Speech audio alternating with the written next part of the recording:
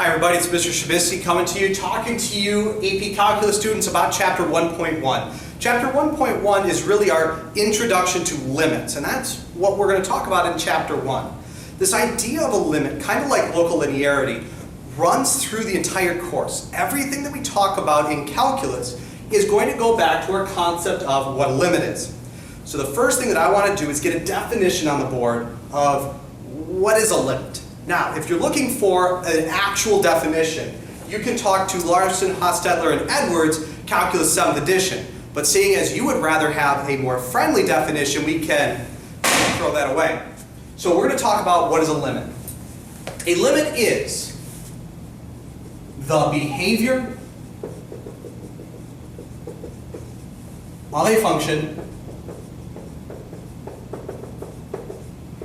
around a certain x value. So remember, you've got the opportunity right now to hit the pause button to get this definition down. You can pause it and rewind it as you need. If there's something that you didn't, that you can't read, you can zoom in using your computer, you can rewind so you can hear me say it again. But what do we mean by this right here? This word behavior, behavior of a function. Let's bring that down here. Because that is kind of important because the limit talks about the behavior of a function. Well, there's a couple different ways that we define behavior. One might be the height of a function.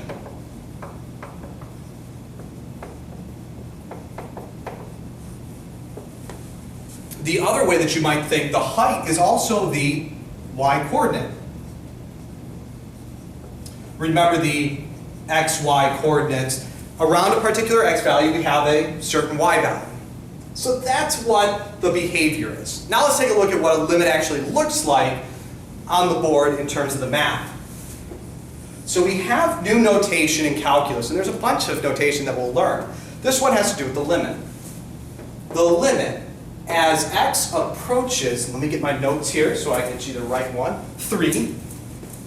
The limit as x approaches 3 of x squared plus 5. So here's an example of a problem that we might have that involves a limit. Again, this is pronounced the limit as x approaches 3 of x squared plus 5. The first thing that we are always going to do with the limit is we're going to substitute in the 3 for the x. I like to call it plug it in, but a lot of my colleagues don't like me using that, so I'll use the word substitute, but plug it in. So this becomes 3 squared plus 5, which is 9 plus 5, which is 14. That's the height, or the y-coordinate, around 3 for this. Plugging it in is typically our first attack when we see a limit problem. No matter what it is, no matter what it talks about, the first thing that we are going to have to do is substitute in that number in for the x. So let's see another one that might be just a little more difficult.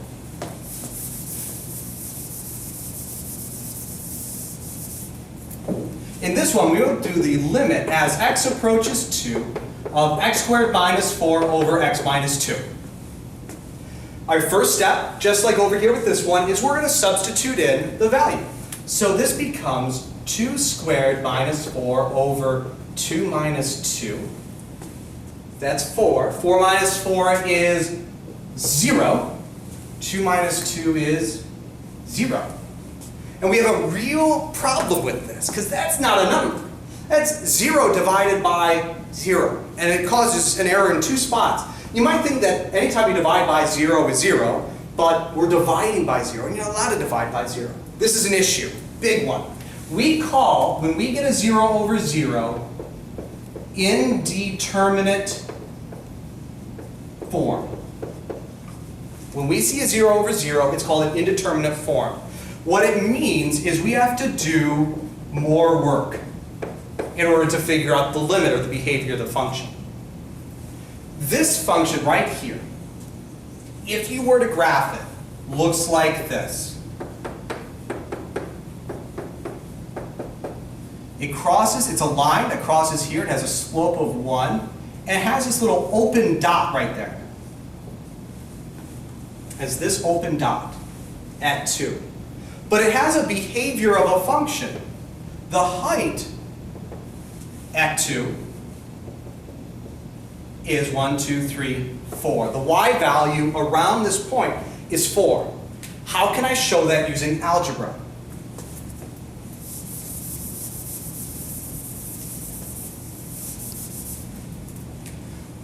There are 3 different techniques that I'm going to show you in this video. The first one that has to do with these is called factor.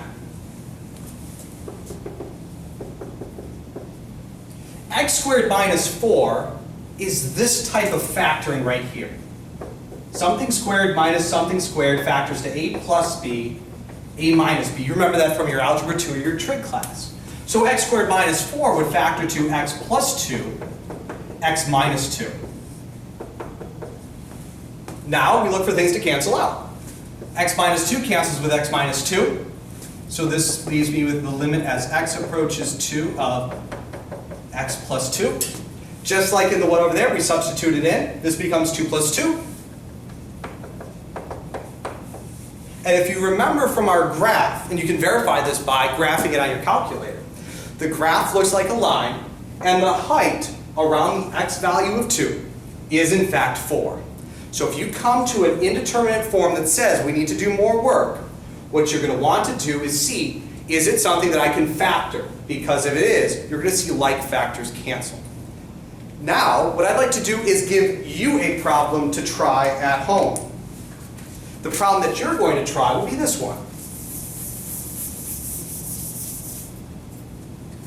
The limit as x approaches 1 of x squared minus 2x plus 1 over x squared minus 1.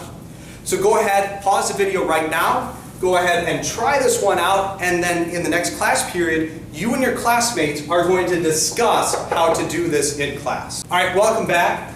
The answer to this problem was 0. Hopefully you used some factoring to figure that one out. And we're going to talk in class next in your groups about why that was 0. But we're going to leave that for now and work on the next example. The next example is this one right here. The limit as x approaches 7 of x minus 7 over the square root of x squared minus 49. Our first step, anytime with limits, is to plug it in. And we notice that you get 7 minus 7 on the top, and in the denominator, 7 squared minus 49. Well, 7 minus 7 is 0, and 7 squared, that's 49. 49 minus 49 is 0. Square root of 0 is 0. We've got an indeterminate form again. But a main issue is this. You can't just take the square root of x squared, the square root of 49, and start canceling out. That's not allowed. So we need our second main technique, and it's called expanding the square root. What I'm going to do is expand this square root over the entire fraction. And I'll explain what has to happen.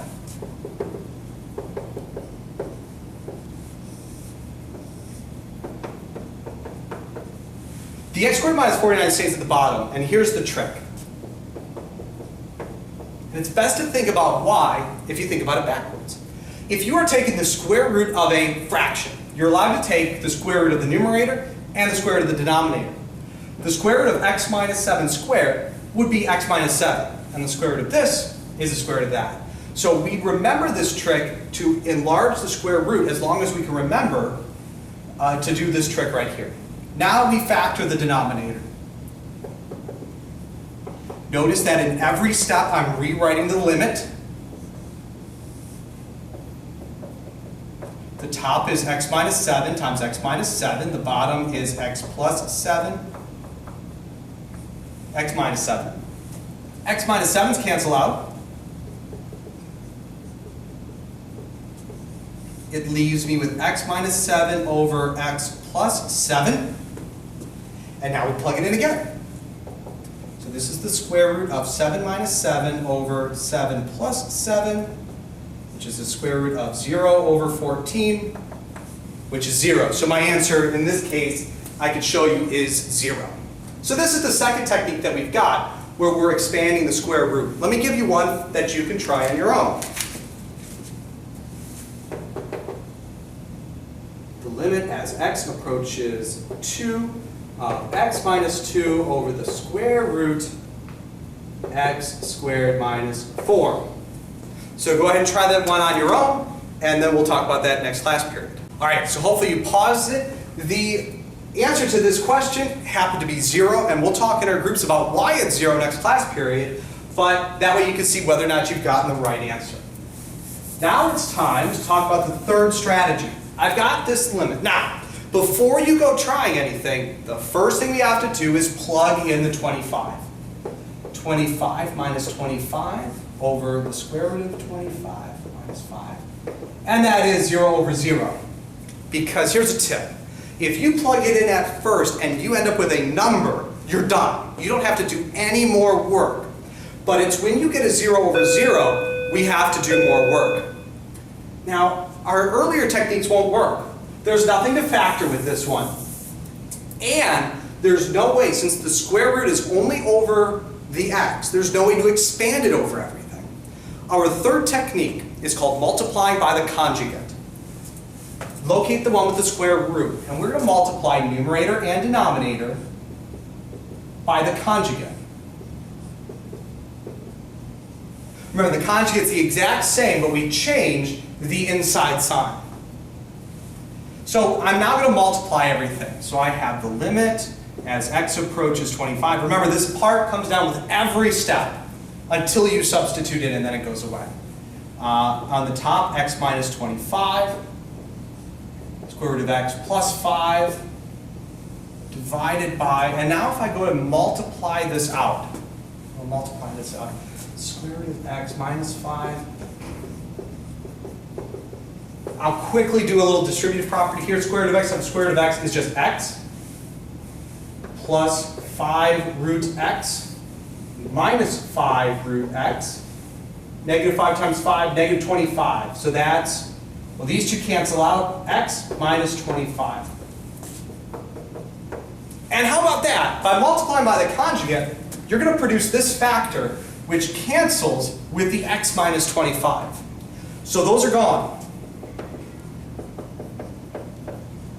I'm only left with square root of x plus 5. And now I substitute in. And once you substitute, I'm not going to write the limit anymore. Square root of 25 plus 5. 5 plus 5 happens to be 10. So our answer is 10. It's time for you to try one. And the one that you're going to try that follows the same process is the limit as x approaches 64.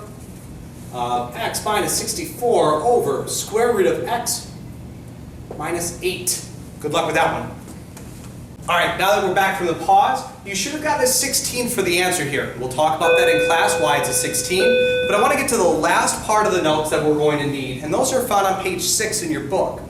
These are two extra special limits that we don't have the tools quite yet to understand why they are 1 and 0, but they'll come in chapters 2 and 3. For this top one right here, the limit as x approaches 0, sine x over x. If you were to put the 0 in, you get a 0 over 0 in indeterminate form. And on page 6, we talk about why that is a 1. For cosine x minus 1 over x, if you put in the 0, that becomes a 0 over 0 again. But in this case, it's a 0. Take a look at page 6 for the reason why.